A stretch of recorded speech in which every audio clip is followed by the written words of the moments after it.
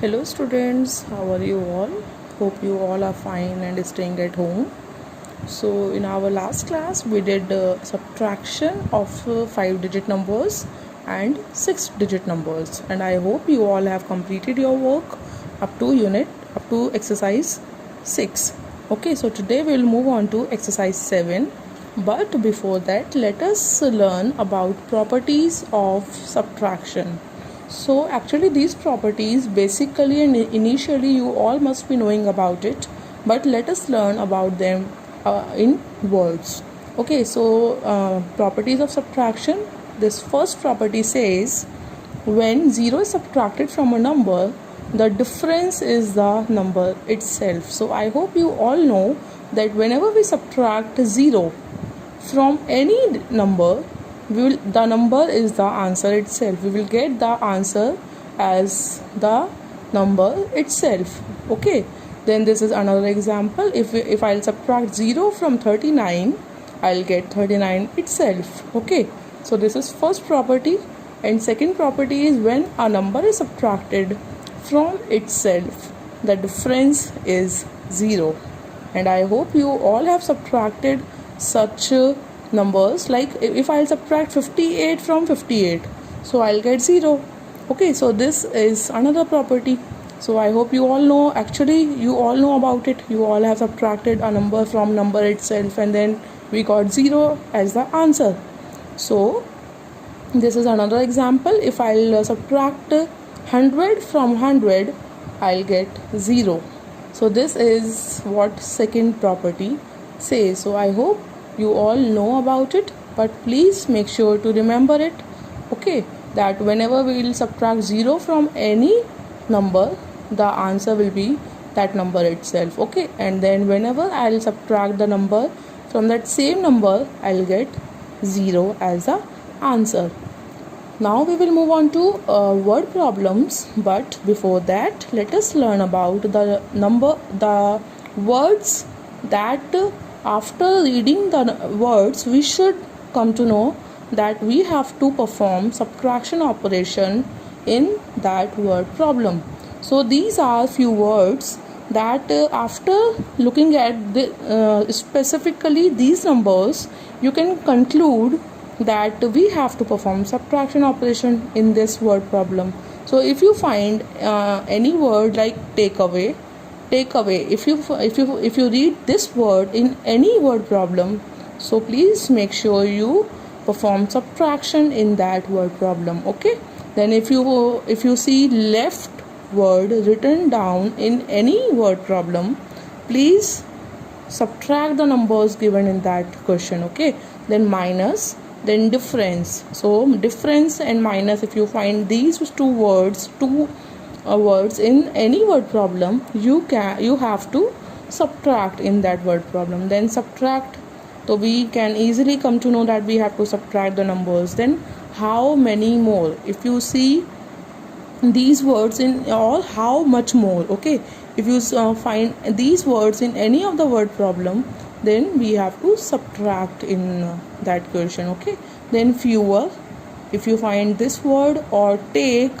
or less, or decrease, then we have to again subtract the given data in that question. Okay, whatever number is given in the question, make sure that the greater number should be written up, and the smaller number should be written below that number. Okay, and then we have to just subtract it without borrow or with borrow. We have to just check whether the question is can be subtracted with borrow or without borrow. Now we'll move on to exercise 7 and let us solve its word problems. Okay, so these are the sums that we have in our exercise 7. So we'll do the total number of questions in this exercise are 5 questions, and right now we are doing 3, and last 2 questions, that is question number 4 and 5, please try to do it by yourself, and if you find any difficulty you can ask it from me, and by the end of this period I'll send their answers also. Okay, so let us continue with question number 1, 2 and 3. So question number 1 says, what must be added to 43,172 to get 82,054.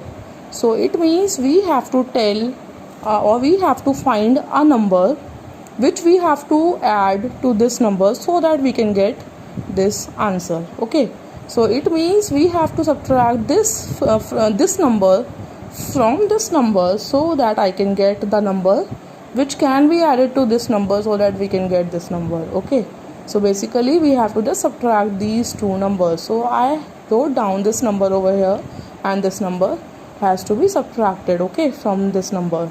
So let us do subtract it now. So 2 subtracted from 4 will give us 2, and as we all know that 7 cannot be subtracted from 5, so what we have to do, we have to take one borrow from this hundreds place.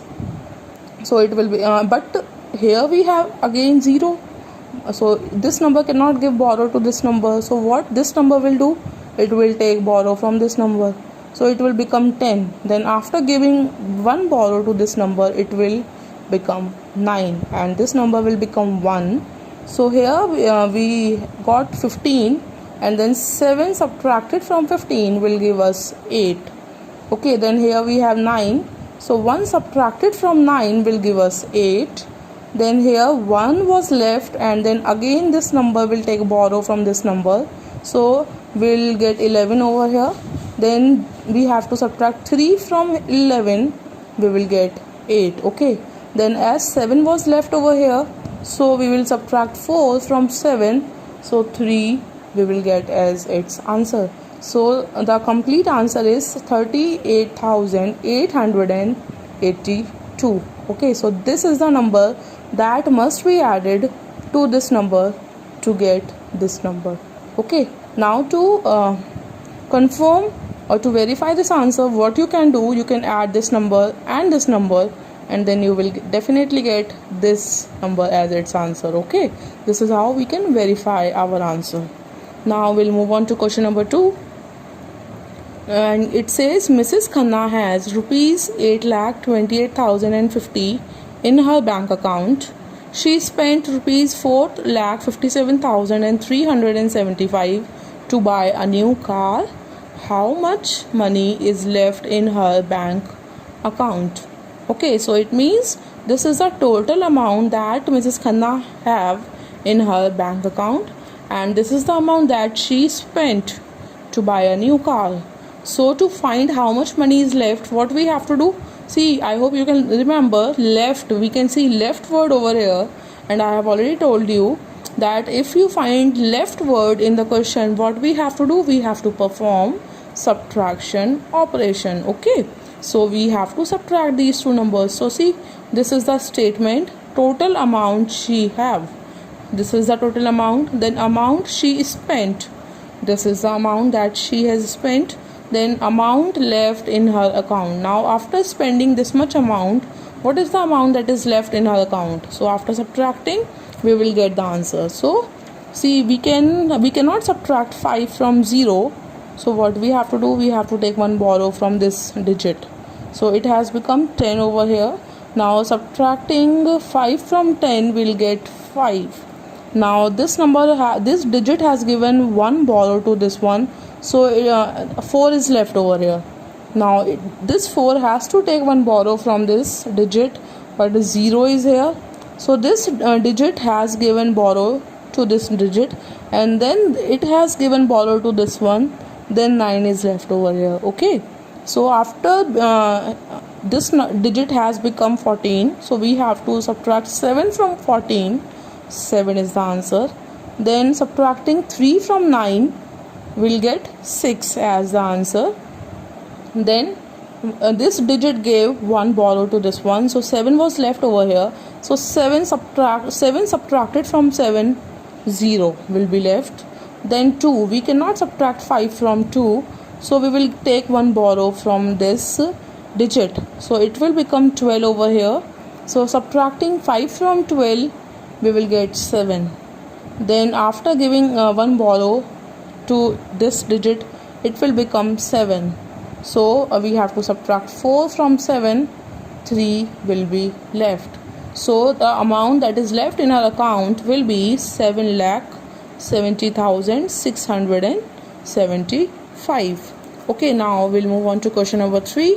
Question number 3 says 1,45,280 students appeared in an examination. If 1,28,425 students passed the examination, how many students failed? So let me explain this question in an easy, taking easy digits or easy number. See, if there are 20 students who appeared for examination and out of 20, 12 students passed, so how many failed? So how we will get the answer? We will just subtract 20 and 12, like we will subtract 12 from 20, so 8 will be left. Okay, so this is how we will solve this question. So total number of students who appeared for examination, this is the total number. Okay, the students who all appeared for examination. Now number of students passed, how many students passed? 1,28,425. so we will write it down over here. Now we will just subtract both these numbers. So number of students failed, we will get the number of students who failed in the examination. So we have to subtract 5 from 0, but it is not possible, so we will take one borrow from this number, so it will become 10. So 5 subtracted from 10 will get 5. Okay, then 7 will be left over here, then we will subtract 2 from 7, again we'll get 5 as in the answer. Then we cannot subtract 4 from 2, so again we have to take one borrow, so it will become 12. So 4 subtracted from 2 will give us 8. Okay, then as this digit has given borrow to this one, it will 4 will be left over here, but we cannot subtract 8 from 4, so again we have to take one borrow, so it will become 14. So 8 subtracted from 14 will give us 16. Okay, then as this digit has given one borrow to this one, so we have to it will be 3 will be left over here, so 2 subtracted from 3 will give us 1. Okay, and then 1 subtracted from 1, 0 will be left over here. So how many students failed? Actually 16,855. Okay, so this is how these 3 questions has been done. And then question number 4 and question number 5, please try to do it by yourself. Now question number 4, what does question number 4 says?